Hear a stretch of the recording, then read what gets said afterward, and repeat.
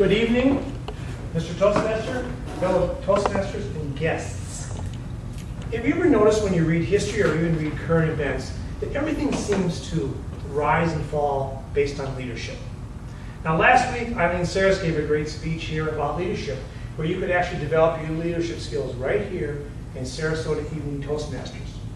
So I was contemplating, well, why is it then that leadership is so hard? Why do people seem to struggle with the concept of leadership? So I was thinking about this, and I thought, you know, maybe it's because they don't have a structure or a roadmap that they can follow in order for them to be able to become good leaders. So tonight I would like to share with you what I believe is a very good format or framework that if you follow through with, you can develop yourself into a very good leader.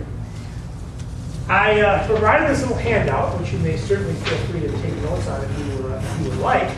And we're going to use this acronym, as you can see the word here, SERVE on here, to help you be able to easily follow through with this methodology. The reason why we use the word SERVE is because the cornerstone of this whole framework is for you to serve, if you will, or to be a servant to the people that follow you. So you might think of this as leadership pure and simple when we get done. Hopefully you will find this as a way that will motivate you to become even a better leader or a leader if you currently aren't one. So, S.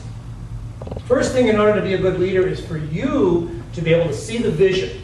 If you don't see the vision, it's going to be very difficult for other people to be able to see where the vision and that you want to go with that particular mission or the project.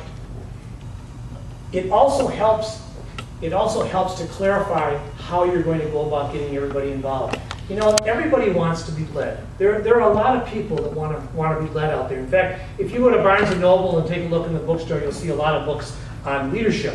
I always thought that maybe someone should write a book on followership, because there seems to be a lot more followers than there are leaders.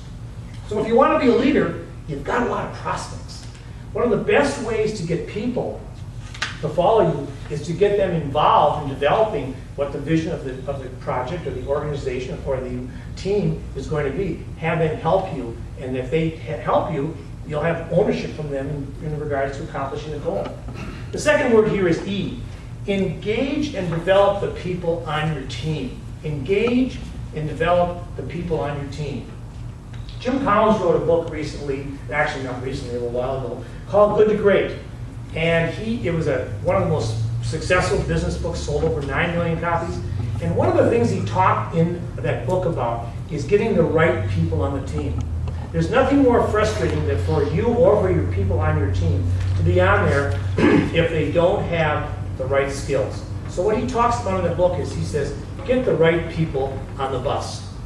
One of my friends, a fellow named Terry Slattery, has a sales training business in Minneapolis.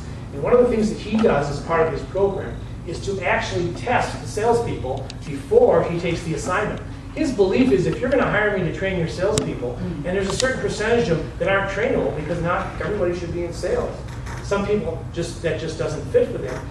If you're starting out with a certain percentage of those people that really aren't trainable as salespeople, you're basically done before you start. You've already failed. So most importantly, engage your people. Spend the time to understand what's in their mind, what they care about, what their skills are. And if they don't have the right skills, and you can get those skills, help them get them. R stands for reinvention. You need to constantly be reinventing yourself and in your company, your products and services. You always need to try to improve. When you're not learning, you're not leading. When you stop learning, you stop leading. It's very important for you to learn a lot of things, and you need to also make yourself what I guess I would call a subject of interest. So take up hobbies so that you can have interesting conversations with people. For example, Chris, who likes to cook. Ray, who likes to read history. Bonnie, who likes to dance. Jamie, who thought she was going to be a juicer. Take up a topic. Take up a topic that you would like to be able to talk to people about, so you can find yourself interesting. People that find you interesting, you will be a magnet for people that want to come and they want to work with you. V stands for valuing relationships and results. Two important questions for a leader are, does that leader get results? And do they have good relationships? Do they have good relationships with their followers? Metaphorically, of the people, if you're a leader today that are working for you, Metaphorically, how many of those people would lay down their life for you? How many people feel that strongly about you as a leader? They would lay down their life for you. There was an old movie many of you may have seen years ago called Spartacus. Now Spartacus was a rebel slave living back in Roman times. And he'd gotten all these other slaves together. They were tired of being oppressed. And they went to and they were winning. They were beating the Roman soldiers. But at this point in time, in this particular scene in the movie, they got all the slaves together, and all the Roman soldiers surrounded them. And the emperor came out, and he said, "Who is Spartacus?"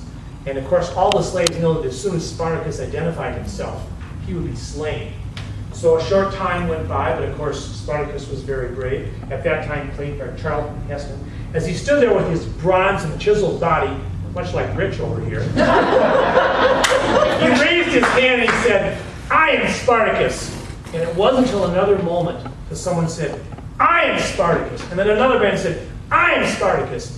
They were all willing to lay down their lives for their leader.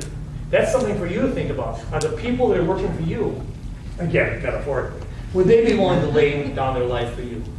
The last one is embrace values that are important to leadership, like character, like honesty, like ethics. You are the one that must embrace and show that you are the one that has these kinds of characteristics.